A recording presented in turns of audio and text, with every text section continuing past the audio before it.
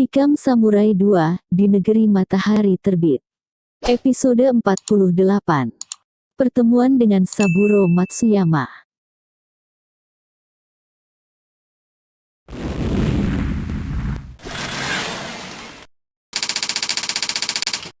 Dia merasakan tangan anak muda itu memeluk bahunya.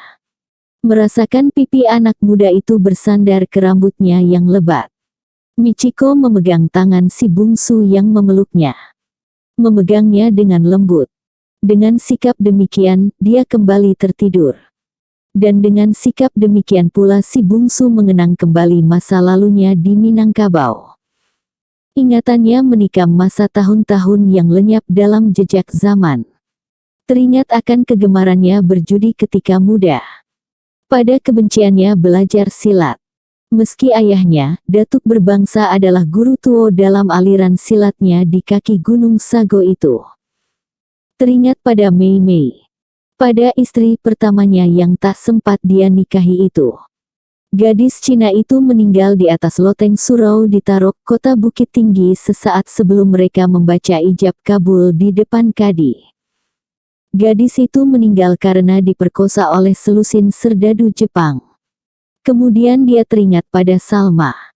Gadis murid sekolah diniyah yang orang tuanya tinggal di panorama Bukit Tinggi. Gadis itulah yang mengobat luka-luka yang dia derita dengan penuh kasih sayang.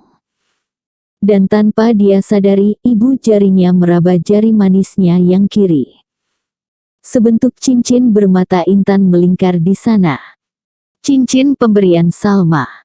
Pakailah cincin ini. Bila udah sakit atau rindu ke kampung, lihatlah cincin ini, saya selalu mendoakan kebahagiaan Uda. Begitu Salma berkata sesaat sebelum dia pergi dahulu. Dia menoleh ke cincin itu. Dan dia justru terpandang pada wajah Michiko yang tidur bersandar ke bahunya. Gadis itu tidur dengan tenteram dan nyenyak dalam pelukan tangan kirinya. Dia menoleh keluar. Lewat jendela kaca yang kain gordennya belum ditutupkan, dia melihat kegelapan yang pekat di luar sana. Angin dingin pastilah menusuk-nusuk. Sebab kini musimnya. Dalam kegelapan di luar, dia membayangkan perjalanannya selama di Jepang ini. Membayangkan Kenji, Hanako dan Tokugawa. Hanako. Sedang mengapa gadis itu kini? Dia tahu gadis itu mencintainya. Itu terlihat dari tindak tanduknya. Apakah dia juga mencintai gadis itu? Dia tak berani menjawabnya. Dia menyayangi gadis itu seperti dia menyayangi adiknya. Dan tiba-tiba dia menatap wajah Michiko yang tidur dalam dekapannya. Yang mana antara Michiko dan Hanako yang cantik?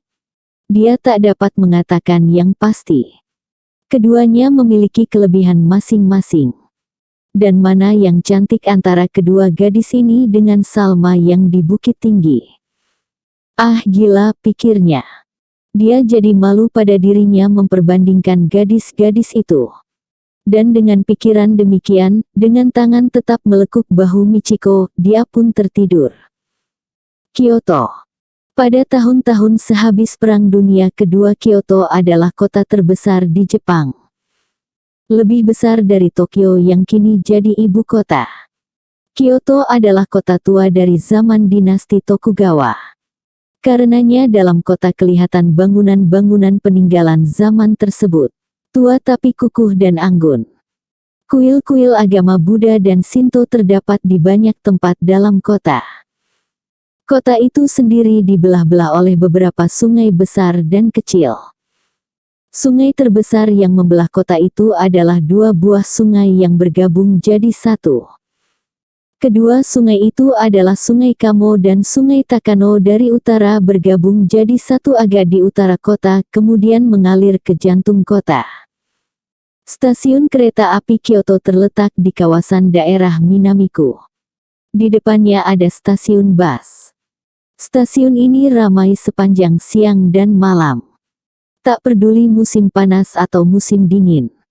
Sepanjang tepi sungai yang mengalir dalam kota dibuat jalan raya yang diteduhi pohon-pohonan sakura. Si bungsu menginap di sebuah hotel di persimpangan Jalan Imadegawa yang melintasi sungai dengan Jalan Karawamachi yang searah memanjang jalan. Dia berpisah dengan Michiko di depan hotel itu. Di belakang hotelnya adalah areal Istana Kyoto. Istana ini memiliki kebun dan taman yang bukan main luasnya. Disinilah dahulu dinasti Tokugawa memerintah. Dia setaksi dengan Michiko yang juga searah perjalanannya dengan dia. Dari stasiun kereta api mereka menyelusuri jalan raya Kamawarachi arah ke utara. Di persimpangan jembatan Kamo Odashi di mana letak hotel Kamo dia turun. "Saya akan datang kemari, boleh?" tanya Michiko. Dengan segala senang hati, jawabnya. Benar saja, esoknya Michiko datang membawa makanan. Mereka duduk di teras belakang hotel itu, menghadap ke taman istana Kyoto yang luas. "Ayah ingin bertemu denganmu." Dia menyampaikan salam, kata Michiko. "Terima kasih. Ibumu ada sehat-sehat?" "Ibu sudah lama meninggal." "Oh, maafkan. Selama ini saya hidup dengan ayah. Dan saya mendapatkan kasih sayang yang cukup dari beliau. Kapan Bungsu San dapat datang ke rumah kami? Rumah saya tak berapa jauh dari sini. Suatu saat saya pasti datang. Bila saya telah bertemu dengan teman yang saya cari." "Hei, dari kemarin Bungsu San bercerita akan menemui seorang teman di kota ini. Tapi Bungsu San tak pernah mengatakan apakah dia seorang wanita atau lelaki." "Teman wanita barangkali." Si bungsu tersenyum. "Seorang teman istimewa ya Bungsu San." Michiko memancing. "Tidak Michiko-san. Saya mencari teman lama." "Seorang lelaki," kata si bungsu. Perasaan Michiko jadi tenteram. Dan pembicaraan lalu berkisar pada soal lain. Dan setelah sama-sama makan siang di restoran hotel, Michiko lalu pulang. Si bungsu jadi lega begitu Michiko pulang. Sebab dia memerlukan waktu untuk latihan terakhir. Dia segera menuju ke kamarnya. Di sana, dia membuka samurai. Kemudian berlatih beberapa saat. Dia melatih pernafasan, melatih indera dan kecepatan reaksinya. Dia berlatih hingga malam turun. Dan malam itu dia tidur dengan lelap sekali. Subuh. Ini adalah hari ketiga dia di Kyoto. Dan hari ini dia akan menemui teman lamanya itu. Teman yang telah lama tak bersua, Saburo Matsuyama. Dia membuka peta kecil yang dia beli ketika masih di Tokyo. Dan mempelajari peta itu dengan seksama. Mempelajari letak sebuah kuil. Kuil Shimogamo. Kuil tersebut terletak di daerah Shimogamo. Terletak antara Jalan Shimogamo Higashi dan Jalan Shimogamo Hon. Kuil itu juga terletak antara Sungai Takano di sebelah kanannya dan Sungai Kamo di sebelah kirinya. Dia harus menempuh Jalan Shimogamo Hon dari hotelnya ini. Kemudian melintas di jembatan Aoi yang terletak di atas Sungai Kamo. Kesanalah dia kini pergi. Di Tokyo, ketika dalam penjara dia mendapat alamat di mana Saburo berada. Keterangan itu diperolehnya lewat seorang tentara Amerika bahagian dokumentasi. Dia tahu di mana bekas-bekas tentara Jepang berada. Hari masih pagi ketika dia melintas di jembatan Aoi itu. Udara dalam musim dingin itu berkabut. Dia berjalan santai. Di pinggangnya tergantung samurai yang beberapa tahun yang lalu telah merenggut nyawa ibu, ayah dan kakaknya. Kini dengan pakaian kimono berwarna hitam bertuliskan aksara, huruf kanji, yaitu aksara yang dipakai dalam bahasa Jepang, dengan samurai di pinggang kiri maka dia tak ada obahnya seperti orang-orang Jepang. Beberapa orang Jepang yang berpapasan jalan dengannya membungkuk memberi hormat. Dia juga melakukan hal yang sama. Di kota ini, keakraban dan basa-basi masih tinggi terasa. Dari mulutnya sambil berjalan itu berkumandang dengan lembut lagu yang diajarkan Kenji ketika mereka di kapal dulu. "Ame ga futemo ikimasu. Nakanait kudasai." Watashi o wasurenai de kudasai. Sayonara. Meskipun turun hujan, saya tetap akan pergi. Jangan menangis. Jangan lupakan saya. Selamat tinggal. Lagu itu dia ulangi beberapa kali. Beberapa lelaki Jepang yang berpapasan dengannya mengangguk. Dia juga mengangguk sambil tetap menggumamkan nyanyi itu. Dan tiba-tiba dia melihat kuil itu. Kuil Shimogamo. Dia terhenti. Tubuhnya terasa membeku. Tapi juga panas dan menggigil. Kuil itu terletak di ujung sebuah taman yang cukup luas. Perlahan dia membelok ke kanan dari jalan Shimogahon.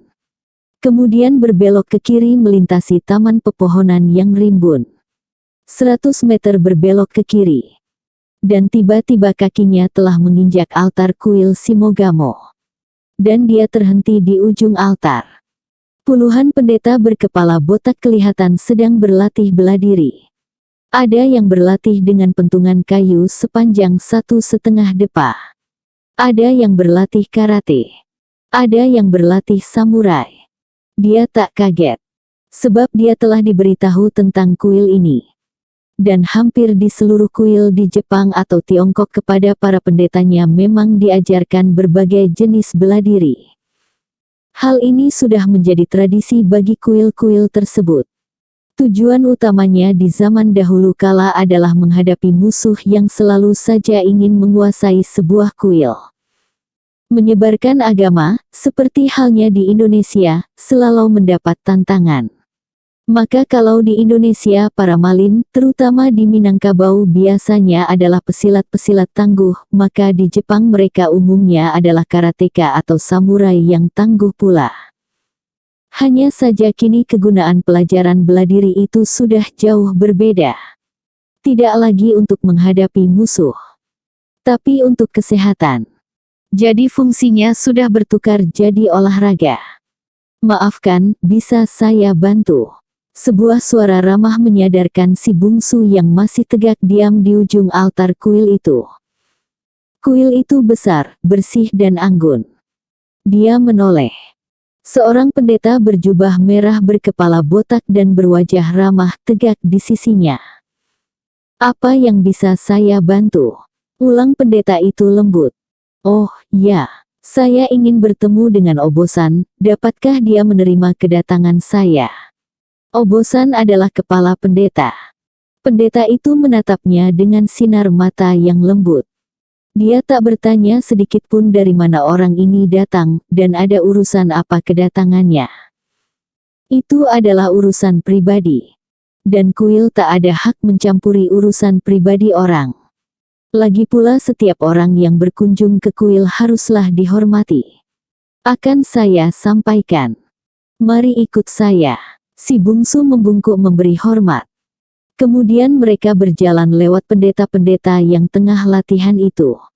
Menuju ke ruang tunggu kuil Shimogamo tersebut. Dari altar, mereka menaiki anak tangga yang jumlahnya 9 buah. Lalu mereka melewati sebuah ruangan yang bersih dari marmer. Ruang itu tak berdinding. Hanya bertiang besar-besar. Ada 10 meter persegi luasnya. Kemudian dia dibawa turun. Ruang ini tak ada kursi.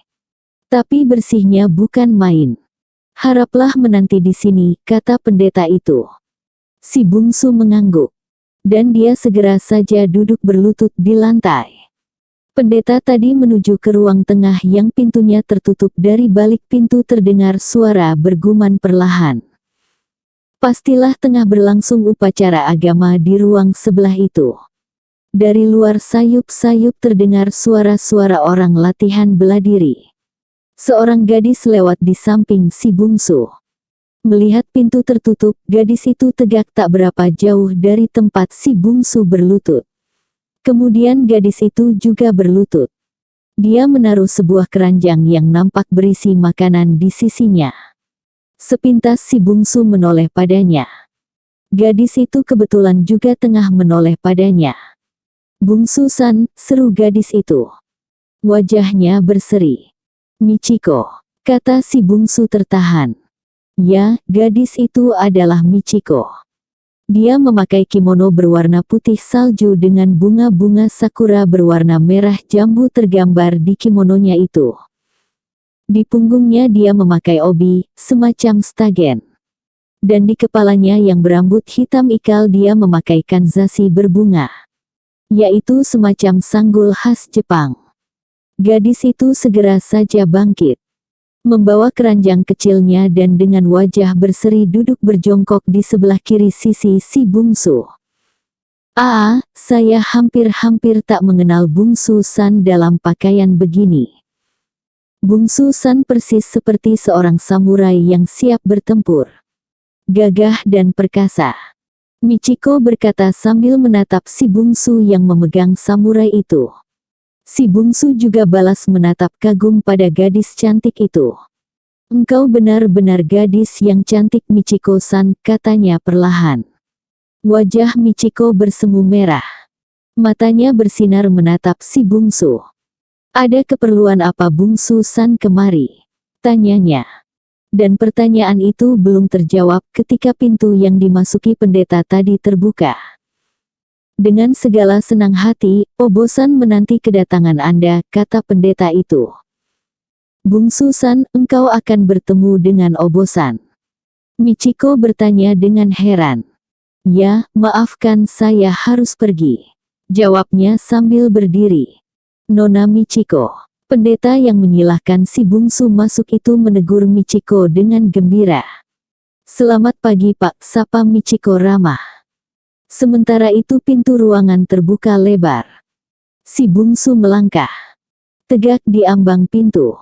Dan dalam ruangan upacara itu, tegak sekitar 16 lelaki berjubah kuning berkepala botak. Tegak berbaris di dua sisi. Persis di ujung kedua barisan itu, dekat altar pemujaan, tegak seorang pendeta bertubuh tinggi gagah dan anggun dalam jubah merah. Dia tegak menatap pada si bungsu. Si bungsu tegak mengangkang di pintu menatap kepala pendeta yang tegak gagah dan berwajah ramah itu. Selamat datang di kuil Shimogamo, anak muda. Saya dengar engkau datang dari jauh. Mari silakan masuk. Obosan, kepala pendeta itu berkata dengan ramah. Di telinga si bungsu, suaranya yang ramah itu seperti datang dari liang lahat. Seperti suara cangkul menggali pusara. Seperti suara gonggong anjing di tengah malam. Dia tak beranjak dari tempatnya tegak. Silahkan masuk, kuil ini terbuka buat semua orang. Ada yang bisa saya bantu?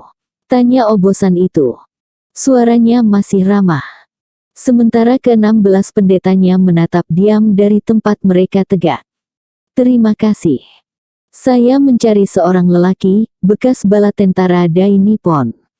Bernama Saburo Matsuyama. Ada lelaki itu di sini. Suara si bungsu bergema. Semua orang jadi terdiam mendengar suara yang alangkah dinginnya itu. Seperti suara yang datang dari guha yang sunyi. Mengandung misteri dan mengandung suara bahaya. Dia menatap kepala pendeta itu tepat-tepat dalam jarak 20 depa dari tempatnya tegak. Siapa Anda, anak muda? Obosan itu. Masih ramah dan lembut suaranya. Saya orang Indonesia, jawabnya dingin. Saya banyak mengenal teman-teman dari Indonesia. Apa yang dapat saya bantu? Pendeta itu masih bicara perlahan dari tempatnya tegak. Anda banyak teman, yaitu pengkhianat di negeri kami. Anda masih kenal saya, Saburo? Pertanyaan itu saja sudah membuat kaget seluruh pendeta yang ada di sana.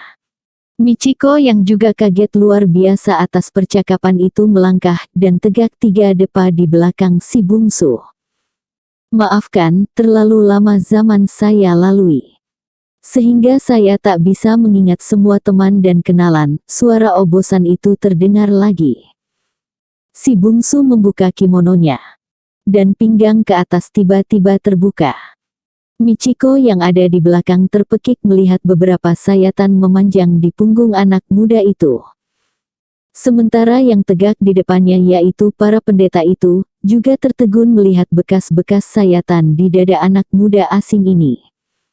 Si bungsu membelakang. memperlihatkan punggungnya pada Saburo. Suatu hari di Minangkabau, di desa Situjuh Ladang Laweh, di kaki Gunung Sago Kabupaten 50 Kota, Anda membunuh seorang lelaki bernama Datuk Berbangsa. Membunuh istrinya, memperkosa anak gadisnya, dan melukai anak lelakinya. Mereka adalah ayah, ibu dan kakakku. Dan anak lelaki yang engkau kira mati oleh samuraimu itu, kini ada di hadapanmu. Kalau saja ada petir menyambar, barangkali kepala pendeta itu, terlebih lagi para pendeta dan Michiko, mungkin takkan seterkejut itu mendengarnya. Namun ucapan anak muda ini melebihi 1000 petir di pagi itu. Michiko terpekik. "Ayah," katanya. Dan dia jatuh berlutut di atas lantai. Si bungsu kaget dan menoleh ke belakang. Obosan itu juga kaget. Dan barulah kini dia melihat bahwa di belakang anak muda itu ada Michiko, anaknya. "Michiko!" Kepala pendeta yang tak lain dari Saburo Matsuyama itu berseru. Suaranya terdengar getir. Dan di ujung sana, Michiko terduduk, dia menangis. Saburo jelas sekali terpukul batinnya. Bertahun-tahun dia menyembunyikan diri dari kekejamannya selama perang. Dia selalu bercerita yang baik-baik pada anak gadisnya. "Kenapa ayah berhenti jadi tentara?" Begitu Michiko bertanya ketika dia pulang setelah dipecat dari dinas ketentaraan oleh Jenderal Fujiyama di Bukit Tinggi dulu. "Perang sangat kejam, nak. Ayah tak bisa membunuh orang terus-terusan. Ayah berhenti di Filipina," katanya berbohong. "Ya, dia hanya setahun di Indonesia. Dia tak ingin pengalaman pahitnya di Indonesia diungkit. Dia mengatakan pada anaknya bahwa dia hanya bertugas di Filipina." Dan Saburo Matsuyama ternyata memang menyesali segala perbuatannya selama perang. Dia memutuskan untuk jadi pendeta. Siapa nyana, ternyata ada orang yang mencarinya kembali untuk urusan balas dendam. Yang tak kalah kagetnya adalah si bungsu. Dia heran kepada siapa Michiko memanggil ayah tadi. Dan begitu Saburo menyebut Michiko, maka tahulah dia, ayah si gadis itu adalah Saburo. Ya Tuhan, alangkah banyaknya hal yang tak bisa terduga oleh manusia. Dan tiba-tiba saja semua dikejutkan oleh perbuatan Michiko. Tangan gadis itu cepat menjangkau ke dalam keranjang kecil yang dia bawa. Dari dalamnya dia menghunus sebilah samurai kecil. Dan samurai itu dia hunjamkan ke jantungnya. Bersambung ke episode 49.